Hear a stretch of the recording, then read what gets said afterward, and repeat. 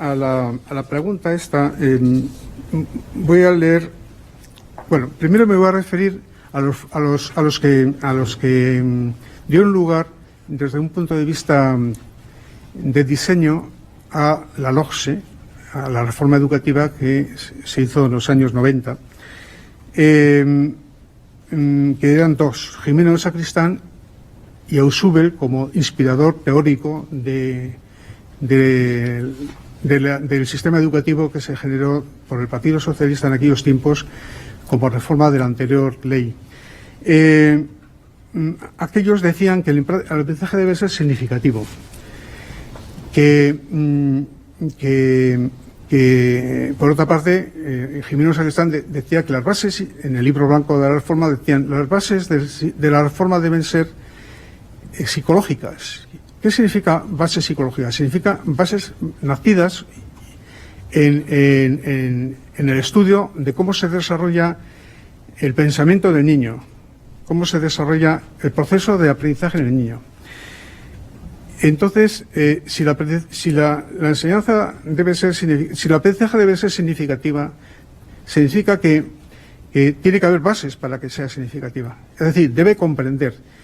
Si se le pone a un niño en una inmersión lingüística, y además hay estudios sobrados, me extendería a Comis, Abuta, Lemark, Signal, William Markey, en fin, hay aquí una serie de investigadores a nivel internacional.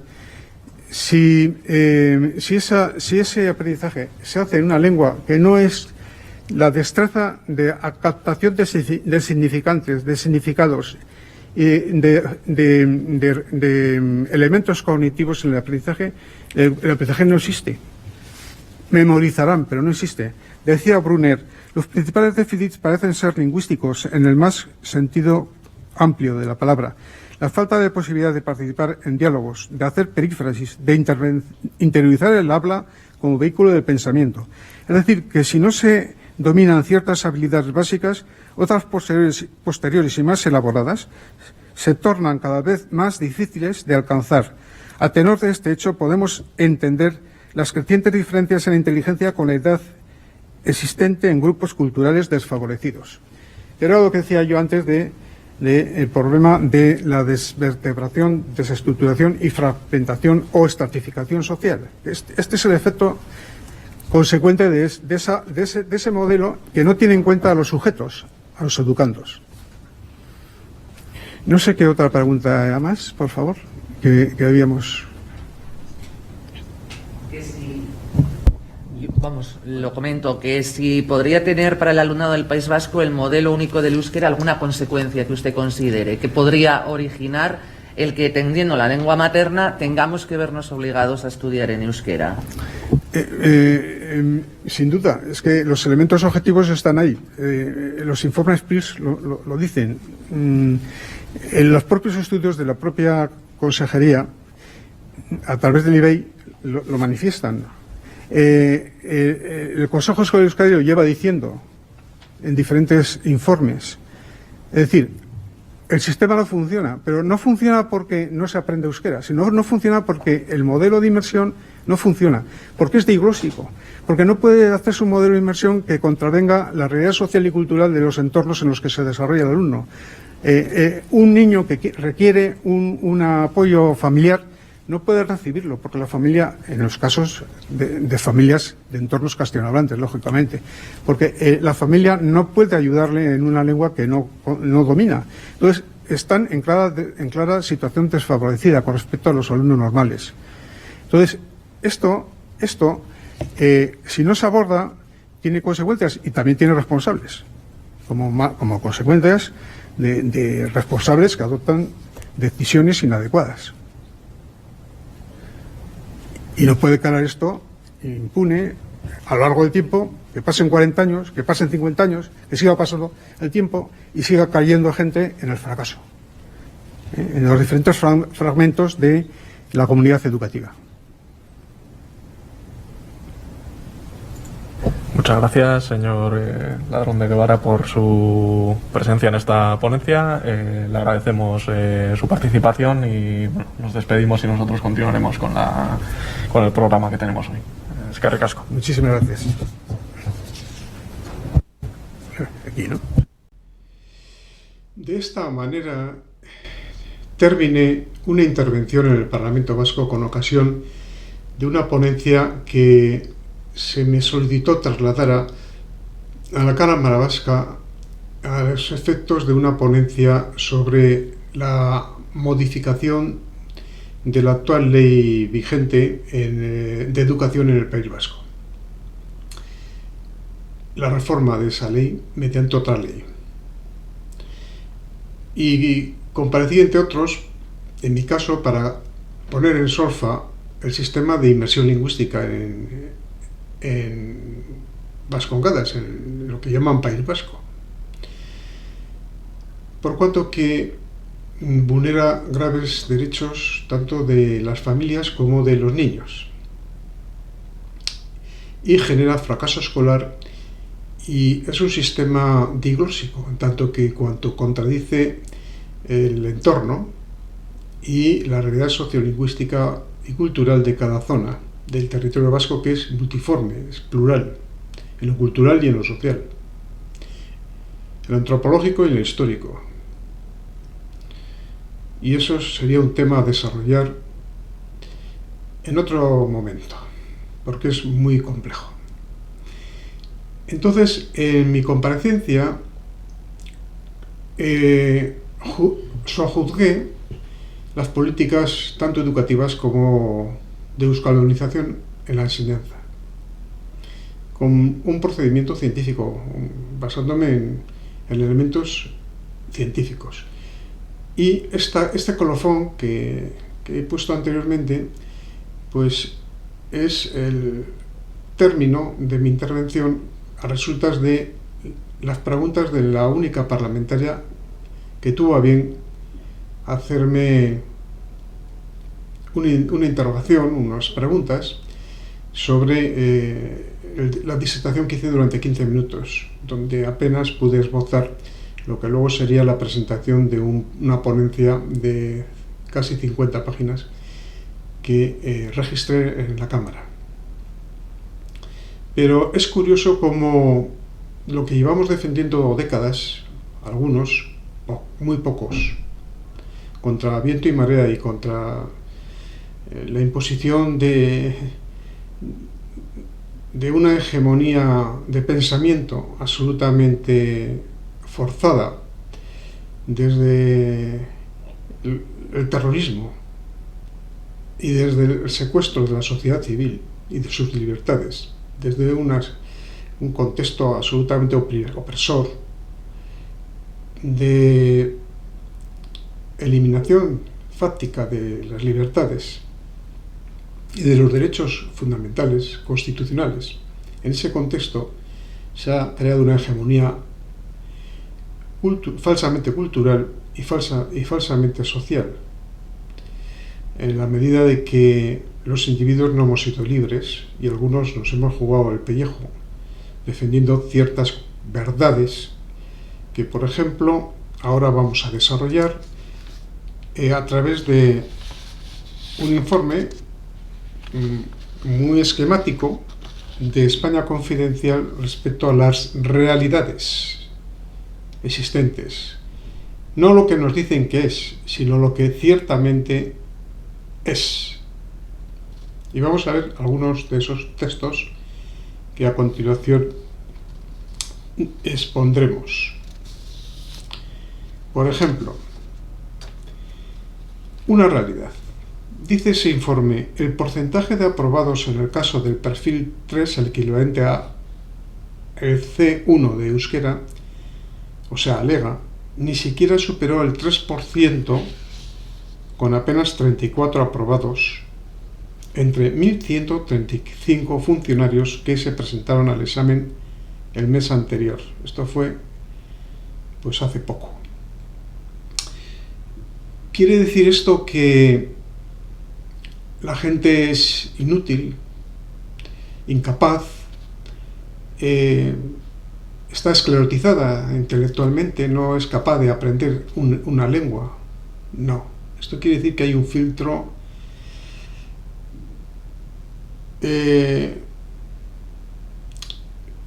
realmente férreo para que la gente suspenda y entren pocos. Porque ya tienen instalada a su gente por las listas de sustituciones, que luego cogen plaza en las oposiciones, de funcionarios, reposiciones restringidas, por cierto, por la asignación a dedo de ciertas plazas en comisión de servicios, etcétera, etcétera, etcétera, en un sistema absolutamente caciquil. Entonces, no interesa que entren más. Lo que interesa es que los que no han aprendido aún el euskera, es decir, los castellanohablantes, aunque sean más vascos que cualquier otro, no puedan entrar y se queden en una situación postergada, vulnerando el artículo 14 de la Constitución española y el artículo 3, que dice que es obligación de todos los españoles conocer el español, el castellano, y usarlo. Y también la ley de normalización de su euskera, que dice que se adecuarán las políticas lingüísticas a la realidad social y cultural de cada territorio, de cada zona. Pues bien, fíjense, han aprobado 34 de 1.135 funcionarios. Esto es normal, después de los procesos de euskaldunización, que por cierto cuestan una pasta, un dinero se está gastando esta gente en esto, para que la realidad es que en la calle no hablan más de un 15% el idioma que nos quieren obligar a saber, a machamartillo. Y dice que en el plano educativo,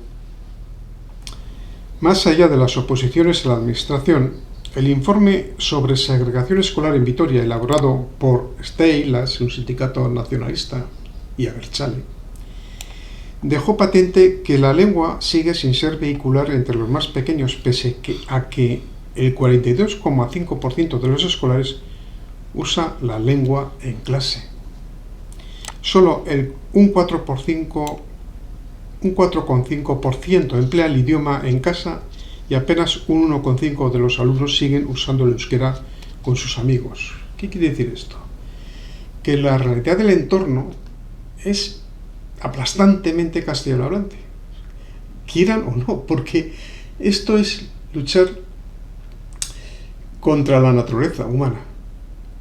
Si la lengua de uso dominante, aplastantemente dominante, no se puede imponer una lengua por la fuerza, es imposible. Pero es que detrás de esto hay unos enormes intereses, más allá de lo que es la euskaldunización de las sociedades, que saben que va a ser imposible, que después de 40 años no se ha avanzado más que un 2% y no llega en el uso social del euskera. Porque el pragmatismo de las relaciones sociales y la realidad de la comunicación natural de la gente nos lleva a que se usa la lengua que es práctica a nivel internacional, a nivel de relaciones comerciales, económicas, a nivel tecnológico. El inglés y el castellano son los dominantes, a nivel de internet, a todos los niveles. Entonces, ir contra la natura es luchar contra el mar. O sea, luchar contra el mar es imposible. Es que no hay manera de que esta gente entienda esto. Es que claro que lo entienden, pero es que hay otros intereses detrás. Colocar a los suyos, que su gente esté instalada en los elementos claves de la sociedad, que su gente esté instalada en las aulas, para que esa gente logre el cambio cognitivo de los niños, Y a los niños les importa un bledo. Lo que quieren es el dominio y hegemonía social. Son verdaderos totalitarios. Son totalitarios. Dice que solo un 4,5% emplea el idioma en casa y apenas un 1,5% de los alumnos siguen usando el euskera con sus amigos. Y para eso tanto esfuerzo, y tanto daño, y tanto fracaso escolar inducido. Para eso. Son un caso imposible, ¿eh? En el caso de empleo público, dice, el problema llega al paso previo a las oposiciones, donde 9 de cada 10 opositores no cumplen los requisitos de euskera según los datos de los 20 procesos públicos celebrados en la última década. Un informe del Instituto Vasco de Evaluación e Investigación realizado en 2019, pero hecho público el pasado septiembre, señalaba el problema de que los alumnos del modelo D están llegando a no ser competentes ni en euskera ni en castellano. Lo han escuchado ustedes, el modelo D de inmersión lingüística, es decir, donde todas las asignaturas las estudian en euskera y con mucha fortuna, a lo mejor en algún centro se da la asignatura de castellano, pues dice que el 49% de los estudiantes y el 57,8% de la escuela concertada no llegaban a ser bilingües en segundo de la ESO. De hecho, los escolares del modelo D de inmersión lingüística obtuvieron entonces la peor puntuación en comunicación lingüística en euskera de toda una década. Insisto, la peor puntuación en comunicación lingüística en euskera, los que estudian en euskera, ¿eh? No estamos hablando del modelo A, no, ni del B, no, estamos hablando de esos alumnos que estudian todo en euskera. Resulta que el modelo D produce la peor puntuación en comunicación lingüística en euskera de toda una década. Eso decía el IBEI, Instituto Vasco de Educación e Investigación.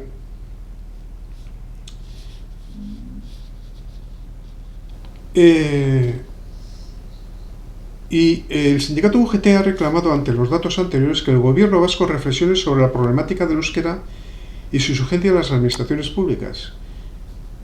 Sobre las cifras del IVAP, el sindicato afirmaba que las cifras demuestran que algo falla y estamos seguros de que no son las personas. Las cifras no ofrecen duda. Los postulados del gobierno vasco parecen hacer agua por todos sus costados.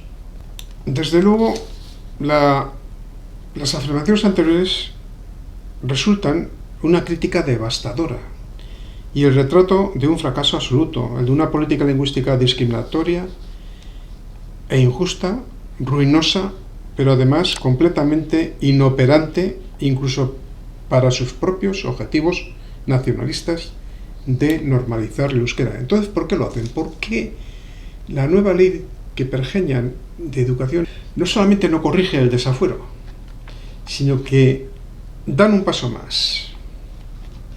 Eliminan el modelo A y el B, que son lenguas acordes con la ley de normalización de uso del euskera, con el artículo 16, que habla de que los modelos lingüísticos deberán ajustarse a la realidad social y cultural de cada zona, y su decreto correspondiente que dice que se establecerá el A y el B y el D, A para zonas castellanohablantes, B para mixtas y D para zonas vascohablantes, que es lo natural, de acuerdo a la lengua materna, que es la que debe prevalecer. ¿Por qué insisten en avanzar como si fuera una maquinaria, unos carros de combate Panzer, aquellos de los nazis, superando cualquier tipo de obstáculo, pase lo que pase, duela a quien duela, y atropellen los derechos fundamentales de muchas personas? Les da igual, les da exactamente igual. Ellos siguen, y lo curioso es que la sociedad está muerta. Lo admiten todo, tragan con todo, no tienen capacidad de resistencia ni de protesta. Los padres ven que sus hijos tienen problemas y les da igual. Yo, francamente, no lo entiendo.